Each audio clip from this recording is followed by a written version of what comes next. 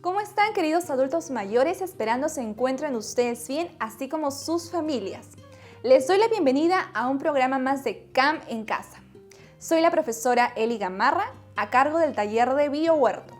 Hoy hablaremos sobre cómo distribuir adecuadamente nuestro biohuerto. ¿Están listos para desarrollar este súper talento? Entonces, comencemos.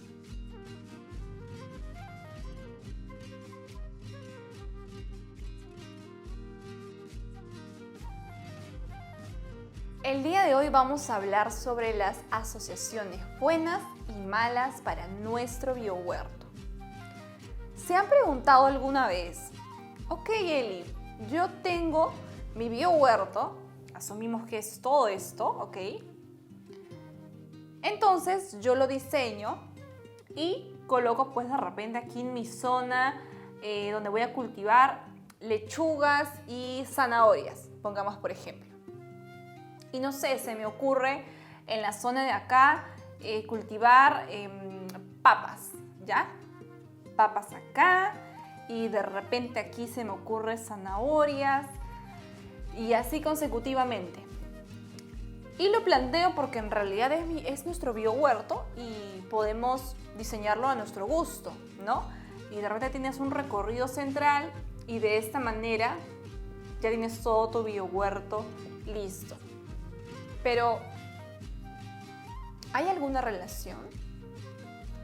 ¿Te has preguntado alguna vez si hay alguna relación entre lo que planteas? Por ejemplo, dijimos acá que íbamos a hacer zanahoria, aquí, y aquí pusimos otro ejemplo, pongamos lechugas o papas. ¿Y te has preguntado alguna vez si es que estos dos tipos de hortalizas tienen alguna relación o se favorecen entre ellas? Pues en esta sesión vamos a aprender cuáles son las correctas y las malas asociaciones para tu biohuerto. Pero vamos a empezar con las ventajas. Son 5 las principales. Recuerda tener tu cuadernito con tu lapicerito para que no se te escape ninguno de los datos que vamos a decir porque son esenciales para tener una buena zona de cultivo. Número 1. Con una correcta organización y combinación de nuestras hortalizas, vamos a tener un espacio mucho más, número 1, organizado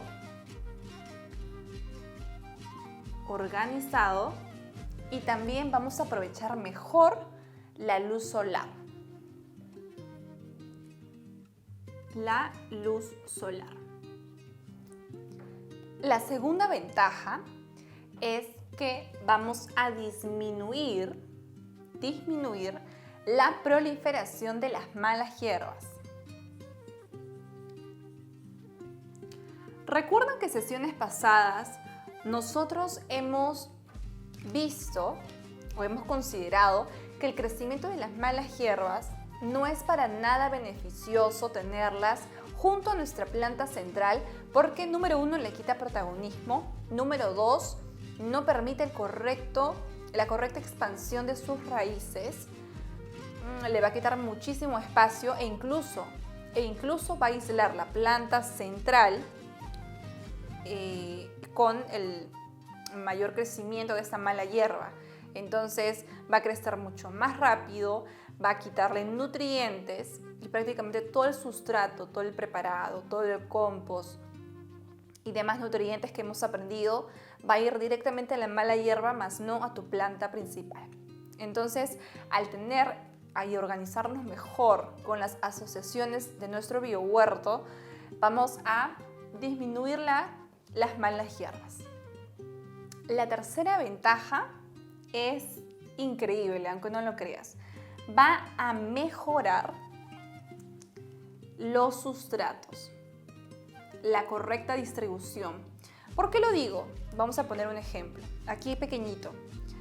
Imaginemos que yo tengo un cultivo A, ¿ya? Entonces, esta es la tierra. Y tengo otro cultivo, ¿ok? Que asumamos que es este.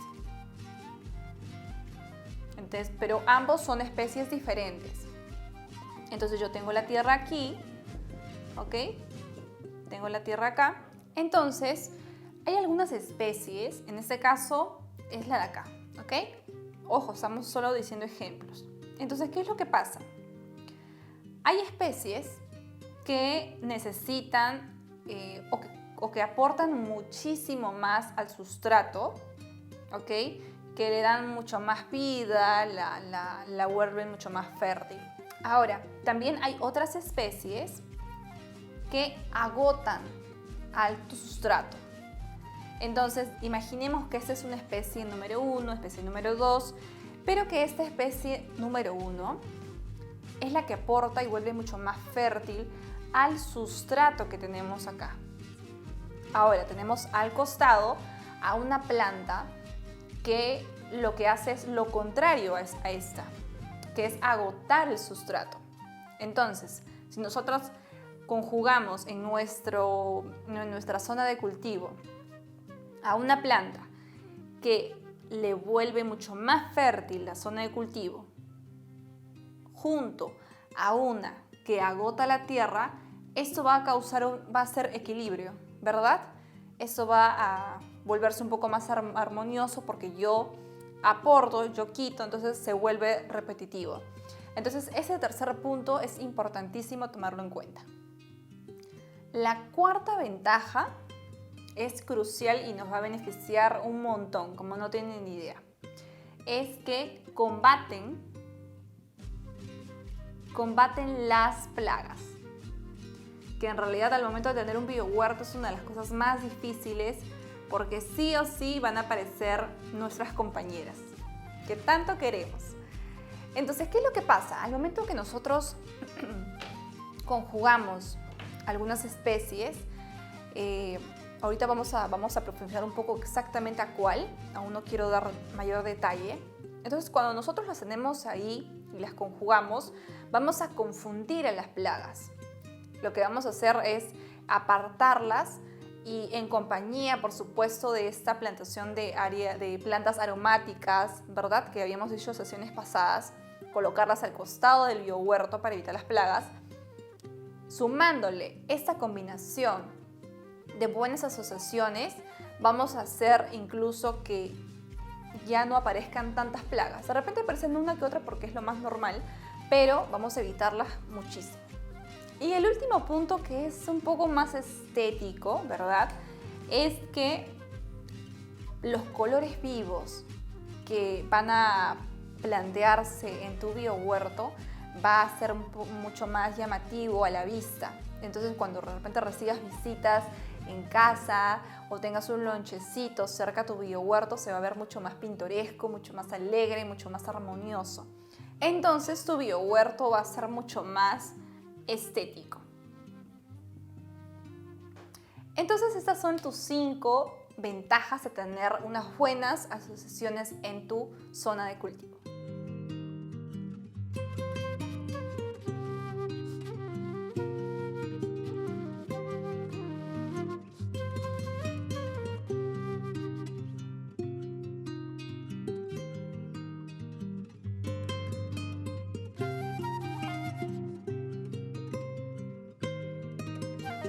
Muy bien, teniendo ya como conocimiento estas ventajas que nos trae tener las buenas asociaciones en nuestro biohuerto, vamos a pasar a ejemplificar algunos casos. ¿Qué tipo de hortalizas son las mejores y qué beneficios nos traen? Esta es nuestra primera asociación, por supuesto que es buena y beneficiosa para nuestro cultivo. ¿Sabías que este tipo de combinación la usaban los mayas hace muchísimos años atrás? Pues bien, voy a ejemplificar a qué tipo de siembra se refiere, ¿no? Porque es un grupo. Con leguminosas, por ejemplo, nos podemos referir al frijol, ¿no? Al frijol. Con gramíneas nos referimos al maíz, al famoso maíz. Y por último, las cucurbitáceas, nos referimos a la calabaza.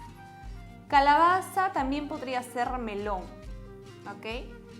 Entonces, la pregunta ahora es, ¿qué tipo de beneficio nos trae esta primera asociación?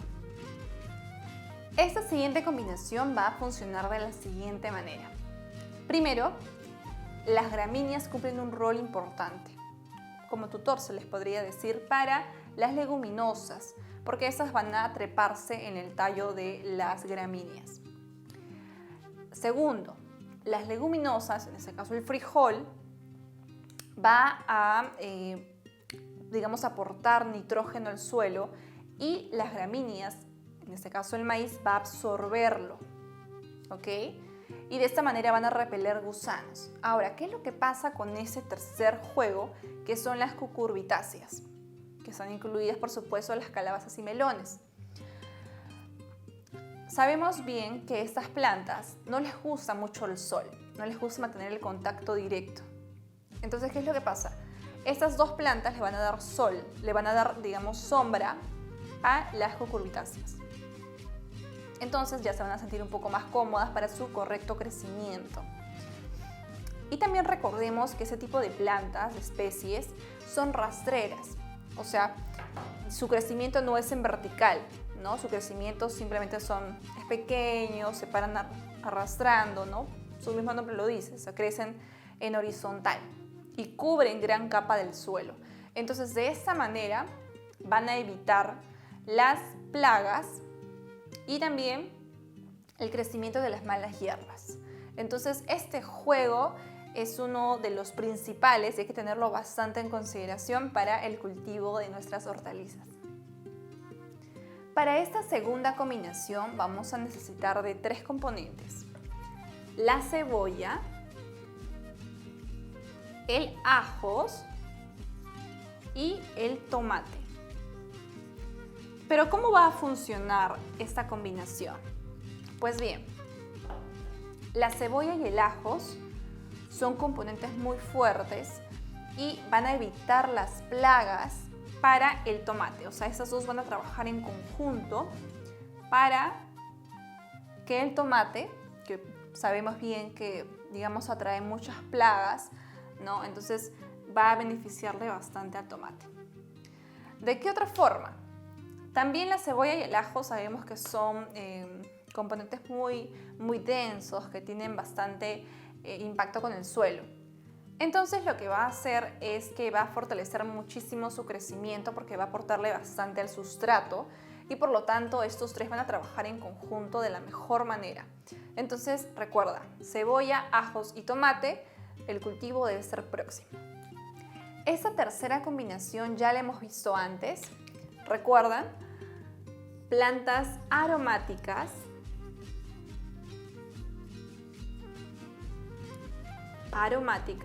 y también las hortalizas. Aquí estamos hablando en general. ¿Pero qué tipo de plantas? Aquí les vamos a ejemplificar. En las plantas aromáticas puede ser lavanda, también puede ser salvia y también romero. En los tipos de hortalizas en realidad puede ser cualquier tipo, porque las plantas aromáticas con ese aroma, ¿no? Con esa fragancia, lo que va a hacer es lo siguiente. Imaginemos que este es el planteamiento del huerto, ¿ok? Aquí tenemos a tus cosechas de papas, de cebollas, de lechugas, etcétera, etcétera. ¿Y qué es lo que pasa? Nosotros, al colocar las plantas aromáticas en los extremos, vamos a crear una protección para las plagas, ¿no? Con estos, con esos aromas, con sus fragancias, vamos a evitar. Muy aparte también que va a combatir enfermedades y va a acelerar el crecimiento de tu cultivo. Ahora, es agradable también tener ese tipo de plantas, este tipo de tratamientos cerca porque por sus colores vivos, ¿no? Por sus aromas, lo vuelven un espacio mucho más confortable, mucho más armonioso. Entonces recuerda, estas dos especies, ¿okay? Plantas aromáticas y las hortalizas son muy buenas acompañarlas y trabajarlas en conjunto. Ahora vamos a pasar a decir cuáles son las buenas y las malas asociaciones con respecto a qué, a la papa y al pepino. Hemos seleccionado estos dos ingredientes porque son los que más se usan en casa, ¿verdad? La papa la podemos usar para todo tipo de comidas, de platos típicos y demás. Entonces, el pepino también para las ensaladas es súper conocido. Entonces, vamos a iniciar. Con respecto a la papa, ¿qué tipo de asociaciones podemos utilizarlas? Por ejemplo, está el rábano y la cebolla.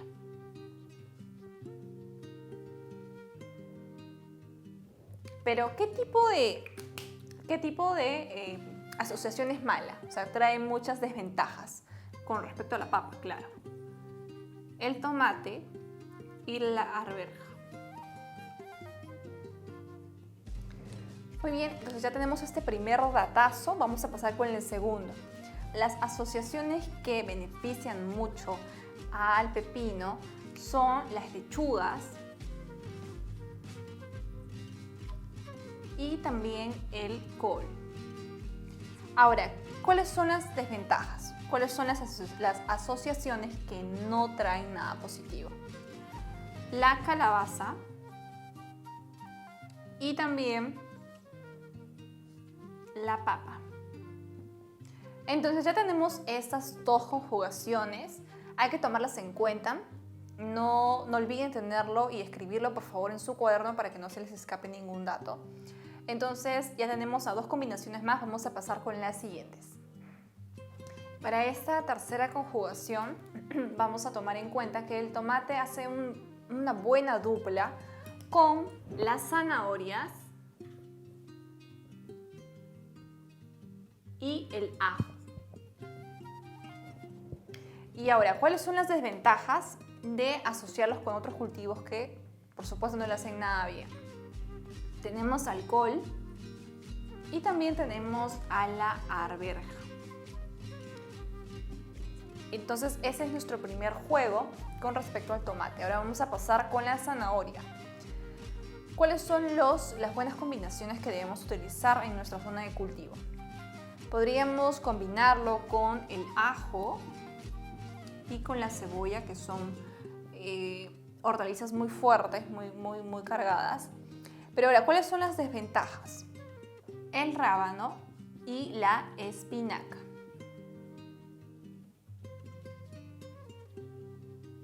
Muy bien, entonces ya tenemos estas dos conjugaciones más. ¿Por qué hemos escogido tomate y zanahoria?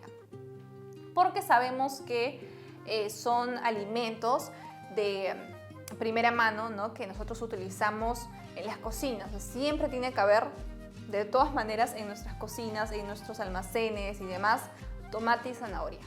Entonces tratamos de que los componentes que vayamos asociando estén o sean súper útiles para ustedes. Para esta última combinación hemos seleccionado a los frutales. ¿Cuántos de nosotros de repente tenemos esos frutales? Por supuesto en árboles, claro. Pero ¿cuáles son las buenas combinaciones que se debe utilizar? Tenemos aquí buenas y malas. Vamos a empezar por las primeras.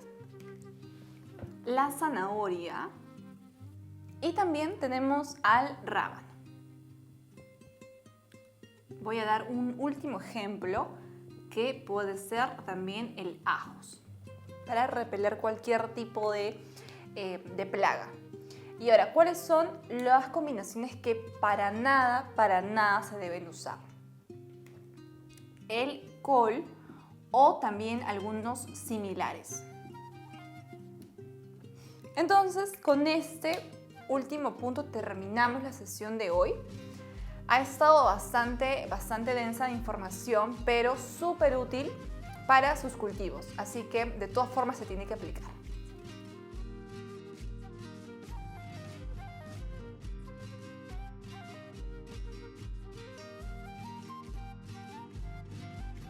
El día de hoy hemos aprendido cuáles son las buenas y las malas asociaciones para nuestro biohuerto.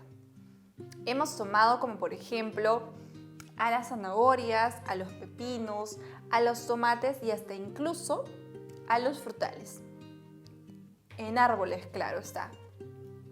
Entonces, no solamente nos basta con el ejemplo que dimos hace un tiempo atrás, en una de las sesiones pasadas, que fue el de las plantas aromáticas. ¿Recuerdan el caso que hicimos de crear una barrera?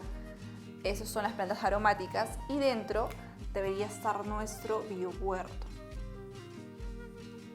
Entonces, en esta zona es donde vamos a hacer todo el cultivo y en la línea roja la zona aromática, porque va a proporcionar mucho crecimiento a tu biohuerto, va a volverlo un proceso mucho más rápido y eficiente. Asimismo, también vamos a combatir las plagas por los aromas que tiene, ¿no? y demás. Entonces, ahora sabemos que también este sistema funciona, es correcto, pero también existen otros métodos, los que hemos mencionado, como por ejemplo, ¿no? La zanahoria, con qué tipo de fruto, ¿no? Fruto o cosecha, hacen una mejor combinación, pero otros no. Otros de repente hasta incluso atraen muchas más plagas, muchas más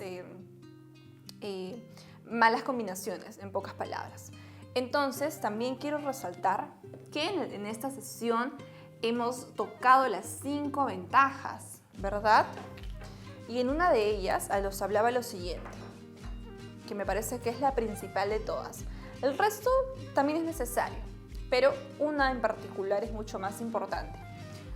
Que hay algunas plantas, hay algunas hortalizas que se manifiestan de diferentes maneras, ¿no? Crecen de diferentes formas.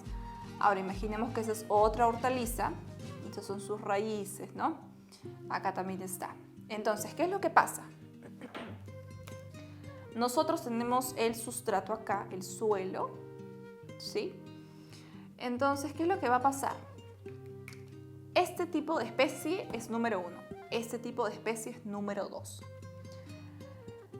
¿Qué es lo que sucede? Con esta especie,